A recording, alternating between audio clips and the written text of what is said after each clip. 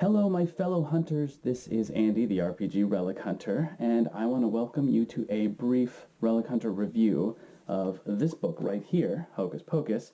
This is actually Volume 2 of Hocus Pocus, which is a really cool choose-your-own-adventure, and has some quasi-role-playing features to it. I got this from Caprichos Books in Bel Air, Maryland. It's right behind the Armory, so if you are a fan of used books, check them out. They're really cool people there. And just want to talk a little bit about this book. Now, you can see the two characters, Hocus and Pocus, and you can get an idea of the art style. It is a comic book style choose-your-own adventure, but you also get to choose your own kind of animal companion, almost like a Pokemon. And so you have these three, this turtle, the frog, and the bird. Each have different special abilities, and you have to track their food so that you can use them. And then you track how many stars you get, and any other notes like clues. And there's ways to get other magical creatures too. So you're these like brother and sister magical creature experts, and you're going on an adventure. And as you can see, it's kind of like a comic book, and there's these numbers hidden all through, and that tells you what the next scene to go to is. So, you know, if you're in this catacombs here, you could choose which way to go. You go to that frame, and it tells you the continuation of the story. So there's some really cool points to this. One of the coolest things was the feel for it. You really felt like you're in this forest and you don't know which way to go, and you actually feel lost. You have to actually work out clues that are all kind of different. They're not just all hidden number clues. A whole section with flags that are, if I can find one of the pages with it, where you have to figure out what the flags are valued from another page. So it's really cool. The only downside of that is kind of once you figure out the clue, next read through you already know the answer. And so that took away a little bit from the read value, but since you get to take a different animal each time, and while there's only one ending, you can have different endings due to the score. There was replay value there, so that was kind of cool. I read through this, took a long time because I was reading it with my 4-year-old daughter. She's a little young for this. I would think a little older than 4, but there's not a lot of reading. Like here's one that has a lot, you know, but most of these just nothing, just numbers and which way you're going.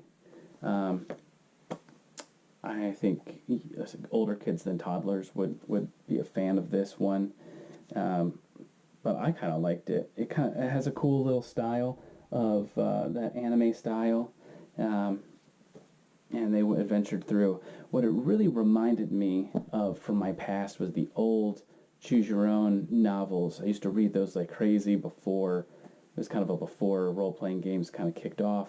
In the late 80s, early 90s here, you had these books that you get at the library, and you go through and it would tell you which page to go to. You find out if you survive or if you win or whatever. One of my favorite ones was this kind of haunted house horror one, and pretty much the only way to live was to not go in a house. Like there's one other path that would take you to survival, but for the most part, your character was going to meet a terrible and sticky end. So, interesting thing I'd like to know, if you would like to leave it in the comments, is if you've ever done the Choose Your Own Adventure books, and if you could tell me what one was your favorite, or which type were your favorite from back in the day. And if you also held your finger on this page while you go look at the other page, and then you have 2 fingers going, and then you got to go back to the other one because you don't lose your place and start all over in case it doesn't work out. Luckily with this one, if something doesn't work out, all you have to do is go back to the last one. You lose a star, so you lose one of the points, but you survive. There's no way to die. There is a way to get completely lost and never make it through. One of my favorite pages was this one, where it just has, you're looking for a specific person, and it has a million numbers on here, none of which lead to any pages except for one, and that's the guy. So you have to look through for a number low enough and find it.